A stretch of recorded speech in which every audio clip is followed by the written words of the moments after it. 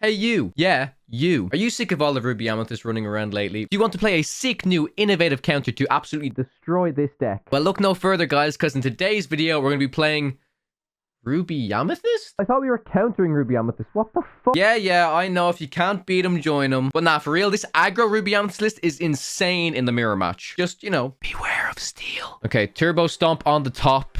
We have Sebastian on the bottom, and the double be prepared in the opening hand again. This is not exactly what you want to be seeing straight off the bat.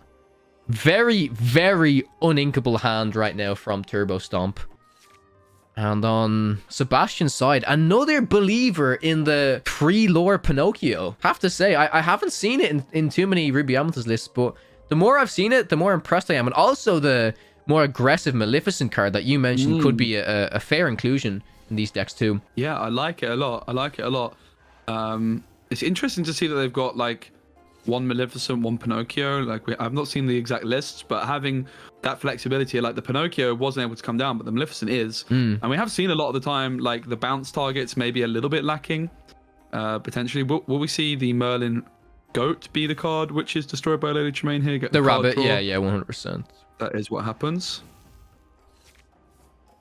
Another. Oh, this looks like a. I could be wrong, right? But just based off of the double one-drop Maleficent, this seems like a very aggressive bounce list. And let me check the discard here, but I haven't seen any other Ruby cards yet. So this actually might. Imagine this was like mono. Imagine this was mono purple. That would be absolutely ridiculous. So it does seem as though we're not seeing the control deck, but rather a aggro deck that's using a lot of similar cards in terms of the Madam Mim Fox bounce package. This is the deck I was talking about in the previous game. It's a deck I'm a massive believer in, aggro. It's just about dodging the steel players. And I was actually just sat there thinking, like, seeing as we're only seeing Ruby and Ruby Amethyst players, maybe this kind of tournament was the time to bring something like this. I think in a single elimination setting, it makes a lot more sense compared to Swiss as well.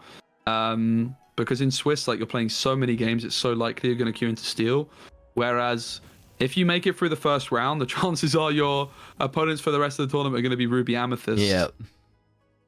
So I'm really happy to see it. Be Prepared comes through. Not that much questing done at 8 for a aggro player, though, at this point in the game. You would prefer to have got quite a bit more done, but the hand size difference is absolutely ridiculous here. When we think of what the Ruby Amethyst decks do so well is they control the board, but they also have a lot of card draw. But we still only seen Amethyst cards, haven't we? We haven't seen it. It's most likely going to be Amber. Yeah, I would assume Amber. I would like to see maybe Emerald. That would be kind of cool, right? Something unexpected. Imagine we saw, because like Amethyst Emerald was I would say an aggro deck in set 1, right? It was a pretty fast deck. You had like Cusco and stuff like that. Okay. Oh my god. It is the Ruby Amethyst. It is indeed. Ruby Amethyst aggro with a Lefou. I mean, Lefou is a very interesting card in an aggro deck because it's working in a similar way to a bounce card where you're able to quest with something like... In fact, I really like the Lefou because, like, on Arthur in particular, it's going to be incredibly powerful. Like, if you bounce back Arthur, you're then having to spend that 3 cost again to replay him, and it's too slow, right? But using the Lefou on Arthur, for example, you're able to quest of Arthur, bounce a card back, and then ready him, getting ready to do it again, and that is a very, very powerful mechanic. So Ruby, Ruby Amethyst aggro. Is it about to win the tournament? I mean, I'm not gonna lie. I'm going to be surprised if it doesn't manage to do it because like I was alluding to it in the previous game, like I really do think Ruby Amethyst control is a little bit overrated by the community right now. I think there's a lot of decks that can beat it, and this is absolutely one of them. I think it's just about the problem this deck has again is dealing with steel. I think in the mirror match, this deck is heavily favored. The one thing I will say that this card, right? This is the one card that control can easily kind of deal with this aggro stuff. The one health Pinocchios, 1 health Maleficents, you know, the Teeth Ambitions really does help. But besides that, there's not much removal compared to a color like steel, right? There's really not much that can be done. Yeah, and we see the Lefou coming through onto the Arthur as well, protecting it. The Lady Tremaine would have just been able to charge into this Arthur otherwise. Teeth and Ambitions can clear out Lefou or the Maleficent. You would wager it's going to be the Maleficent. And the Lady Tremaine can also still come down here. Does actually take out the Lefou. It doesn't actually really matter here, right? Because realistically, the player is going to keep the Arthur up here. This is kind of crazy. Did we just see? This might have been 2 Be Prepared and, yeah, 3 Lady Tremaines from Turbo Stomp. So if we can still see this aggro Ruby Amethyst pull it out, I'll be really impressed. And right now, between this Merlin Goat and this Arthur and this Spellbook, I think it can be done. I think so too. The Goat's going to get bounced back to hand. Will we see the Spellbook tapped here as well? Frenzy of the Side being inked, perhaps? Obviously, Frenzy of the Side, very good card draw tool. But getting the Spellbook down and just getting that tap, I feel like you're just so close with the Goat in hand as well. I would love to see it happen. Instead, decides to actually just spend the 3 ink to get the card draw. Sure. Which I'm a little bit surprised by. I feel like when your opponent has no cards in hand, you're so close to that 20 mark. I would like to have seen the Spellbook come down here and honestly just tap it as well. But, yeah, you would have got there with the Spellbook. I think if you tap with the Spellbook, you're on 17. You play the Goat, you do Spellbook again for 1 more. The next turn you win because you've tapped Spellbook 3 turns in a row. Mm-hmm. Yeah, you'd be very, very close to winning for sure. Mm-hmm. The Lady Tremaines here are questing for 4 a turn. So that's a good card. Now, they are going to have to clear this Arthur, but that's not really going to, you know, stop Sebastian's plans too much between the Spellbook and the Merlin. But yeah, like, I have to say, I 100% agree with you. I think I would have liked to see the Spellbook. Because the quicker you get the Spellbook out and the faster you activate it consistently, the quicker you're going to get there. Now, in this situation, even with a card like Be Prepared and stuff, I don't think it's going to matter too much. But, you know, next turn, Turbo Stomp Conquest for, I believe it's going to be 5. Fan the Flames? That's not a real card. Oh my god. I love it. The cheaper Lefou. That's crazy. Yeah, it's also like a better Befuddle in a lot of ways in this deck, because when I've played Befuddle, I never ever use it on my opponent's cards with this deck anymore. It's just usually playing it on your own cards and then replaying it, which of course then you're having to pay their ink cost as well. So this is just costing you 1 ink to do, so you don't have the flexibility that Befuddle has of bouncing your opponent's cards back, but I think that's pretty much not relevant. So really cool to see this deck popping off on main stage. Yeah, I'm excited to see the list at the end, right? I'm actually super hyped to break down this list after the event. And yeah, right now there's no answer for Turbo Stomp. Game 1 is going to go to Sebastian Stein with the AGGRO Ruby Amethyst list. There you have it, folks. Okay, let's have a gander at the hands. All right, so just a note, chat, Turbo is now on the bottom, so the aggro player is on top. Yeah, and Turbo Stomp going first in this one.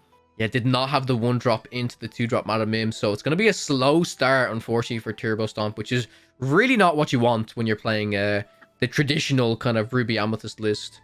I guess in any list, right, you don't really want a slow start, so. But, you know, on Sebastian's side, the aggro player, we do actually have the 1-drop into the 2-drop Madam Mim, into the Evasive, or the Maleficent, or even the Arthur, right? We can see the early Arthur come down, comboed with the Lefou. I have to agree, yeah, this is a very nice combination indeed. Yeah, obviously with Amber, you get access to Lilo, you get access to Simba as well.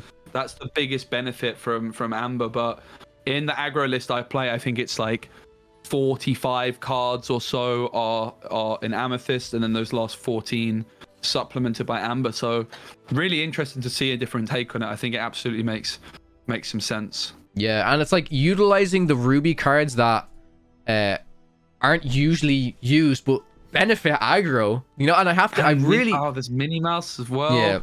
Yeah, okay, I'm seeing it. You get Minnie Mouse, that's why you do it. You get your own Minnie Mouse. Okay, I'm seeing it. This might be Spessie's new build. He's like, everyone thinks they're playing this Ruby Amethyst, I'm playing the aggro Ruby Amethyst. Yeah, it is pretty spicy, but this is the thing though, right? Like, this deck makes perfect sense. Like in a tournament like this, I think there was 32 players in total. Again, I would argue probably 80% Ruby Amethyst. That statistic is probably not true, but a lot of players are Ruby Amethyst. So it makes perfect sense to play this type of list in that scenario. But like you said, in a much larger tournament, if you run into some steel, you will struggle with any aggro list, to be honest. Yeah, absolutely. And yeah, also, I mean, for example, if our friend here, Thonston, is in their very first game queuing to steel, they might regret bringing this deck and feel like, oh, I shouldn't have done that, you know? So I don't know, but it's also, I think, another thing to note, I think a lot of people overestimate how bad the aggro matchup is into steel. If they play like the small Tink on turn 3, it's pretty much over. Merlin Crab trading the minis, getting huge value there as well. Meaning that the Turbo Stomp keeps their mini on the board and removes how do we say this? It's actually name? So his real name is Sebastian, so we can call him Sebastian. Sebastian. Or can we call him? Can we call them Seb? Stein. We call him Einstein. Einstein. Well, I mean, with this innovative deck, we can definitely call him Einstein. I love it. All right, yeah. The one card I will say in this matchup that is probably not as good in the mirror match is Pascal. Not that it's awful, but it is a card that the opposing Minnie Mouse can kind of hit into. But as, you know, bounce fuel, it's really not that bad. Yeah. And we see the Lefou come here down on Arthur, and I'm really digging the deck. I'm really impressed. The Lefou, the Minnie Mouse, Fan the Flames as well, I believe can be used on Arthur, right? It's not like Befuddle where it's limited to 1 or 2 cost cards. So Fan the Flames on Arthur honestly seems pretty insane as well. Like, Arthur's just such a powerhouse card. If you can quest with it a couple of times, you're racking it up. The problem is it's just an absolute removal target usually. So being able to deny your opponent from being able to hit it. Pascal, an absolute menace of a card.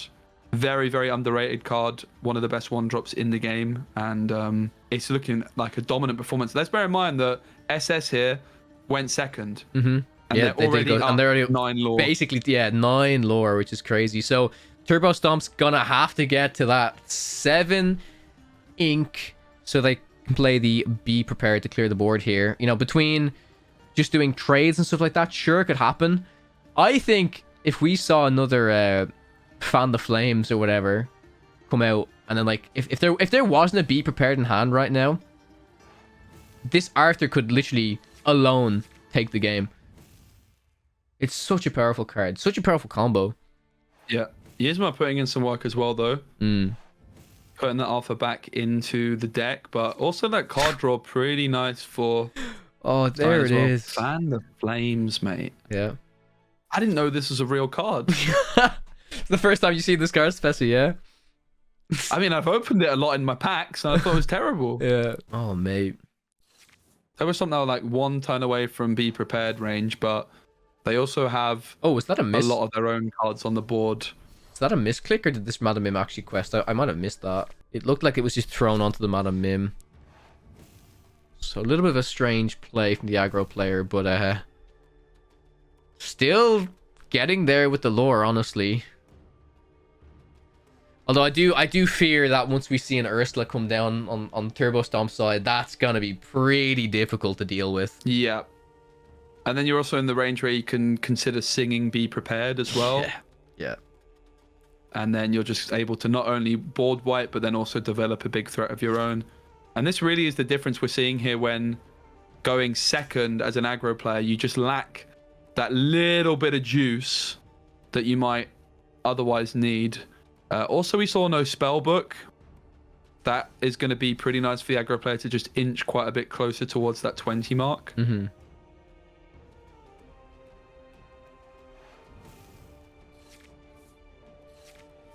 There's a goat. That is something.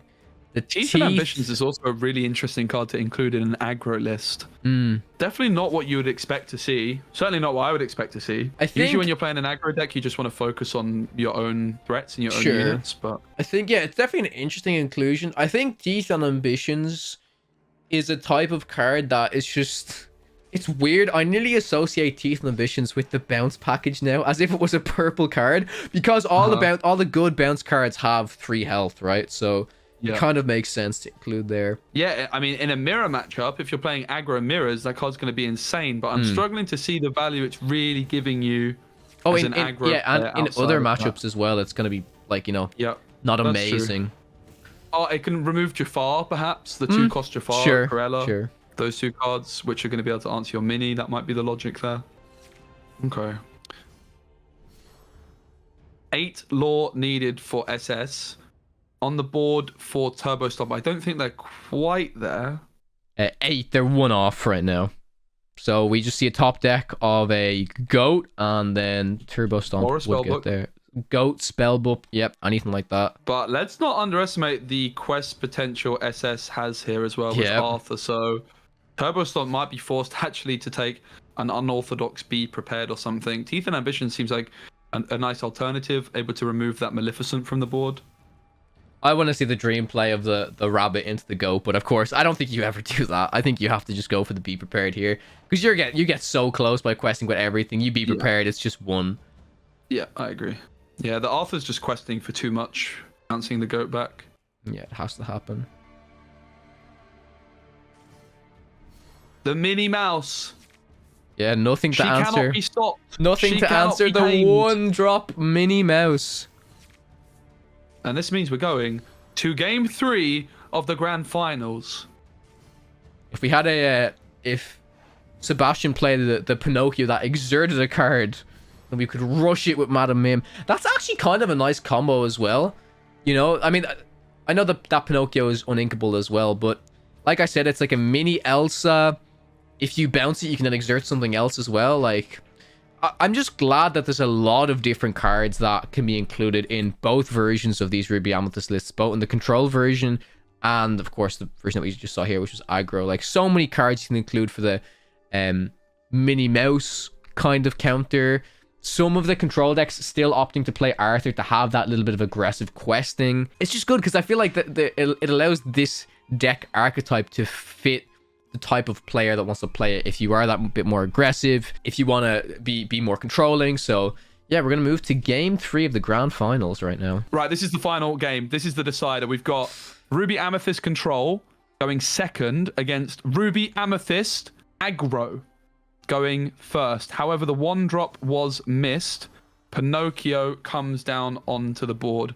The Olaf find is also really nice for Turbo Stomp because that is that early game board presence that you need to deal with aggro. 100%, yeah. We don't have the 2-drop Mim on Turbo Stomp's side to pair with the Olaf, so card's just probably going to get inked. We could see a 1-drop Minnie Mouse come down as well to really put some pressure against the aggro player, put a few bodies out there. But, I mean, right now, even this Pinocchio on turn 2, we can just quest with it. We can do Madam Mim to kill off that Olaf, bounce it back. You know, I think even this Pinocchio questing for 3, right? It's done its job, right? It's done what it has to do. If you get this Pinocchio to quest for 6, this card's just insane. It is so good. Yeah, and the bounce package is so good with these early aggressive questers because we're going to see Madam Mim Fox come down. See the Pinocchio go through, and then the Fox comes through, bouncing it back into hand, saving it for a rainy day, saving it for later, and you're also able to just answer that Olaf. Like, it's really, really good value. We saw in set 1 bodyguards be relied on a lot, but now with the bounce package, and also apparently with Lefou and Fan the Flames, there's so many other ways of protecting your questers because then you can just replay them later. So instead, the Lefou is the decision, not going for the Madam Mim, saving that for a rainy day, which is interesting to see. It's kind of interesting. Like, I don't mind it, but at the same time, I think I would have preferred... Well, actually, no. I think I do prefer the Lefou, because like you said, once you bounce the Pinocchio, then you have to spend another 2 to get it out. Yeah. Whereas this way, you nearly guarantee the fastest way to get the extra lore. Like, yes, okay, they could have or they could have the Teeth and Ambitions, but if they don't, then you're just going to quest with it again, and then you can bounce it back to your hand, and then maybe even put it out again and quest for another 3, which is then a total of 9 lore. Fan the Flames is available in hand as well. Yeah, and we're going to see it played on the Pinocchio. Pinocchio is a real boy. Yeah. He's popping off. He is popping off indeed. Paired with Star Arthur. Attraction. This card is called Star Attraction. The name does not lie. Yep. Are we going to see Pinocchio carry? Pinocchio's going to have gotten Sebastian 9 lore here, which is just ridiculous. We've got a spell book in hand, like, man. I want to see Pinocchio questing the final 3 lore for the victory. That's what I want to see right now. Oh, now, on the other side, Turbo Stomp is just waiting to get to that 7 ink mark for that Be Prepared, but it's not steal. You're not scared of that grab your sword removal threat on turn 5, or perhaps a Tinkerbell on turn 4. So the aggro deck should have enough to get across the line here. And this is what I've been saying about aggro. I think aggro has such good matchups into anything that is not steel. This is just ridiculous. Arthur Pinocchio again. Like, this is going to be game. This is one of the fastest games I've ever seen. We didn't even have the 1-drop on turn 1, but this Pinocchio is hard carrying Sebastian right now, paired with the Arthur. And the Fan the Flames and the whole bounce package, of course. Imagine the goat off the top here. You put the goat down, you bounce the goat back with Arthur. It would just be wonderful. I mean, this alone is, how much? This is 3 and 3, right? So, wait, is this not game next turn? You just bounce and then you do Spellbook and that's literally it. Oh my god. A turn 6 win on the in the finals. Yeah, and we definitely saw the difference as well with this deck. When it goes second, it does have a much weaker start, right? Like, your opponent's able to develop their board first, and therefore you're less likely to be able to get that early aggressive questing and without being punished. But the Lefou, the Madam Mim bounce back, the Fan the Flames, so many ways to protect the Pinocchio and the aggressive questers. And then cards like Spellbook and Goat, even if you get board wiped, can hopefully just get you across the line in matchups against things like Steel. Yeah, and there's just nothing that can be done on Turbo Stomp's side. So we're going to quest with the Pinocchio. We're going to bounce it back with the Arthur, which gets us an additional 3 lore in total there. And then it's a Spellbook for the win, everyone. There you have it. Sebastian Stein is our champion. Congratulations. They have received an Enchanted Namari as their prize, and of course they will also get a legendary card of their choice. And here is that winning list once again, guys. Be sure to test this deck out against all those pesky Ruby Amethysts running around. Shout out to Spessy for casting the games with me. Thanks for watching, and I'll catch you guys in the next one.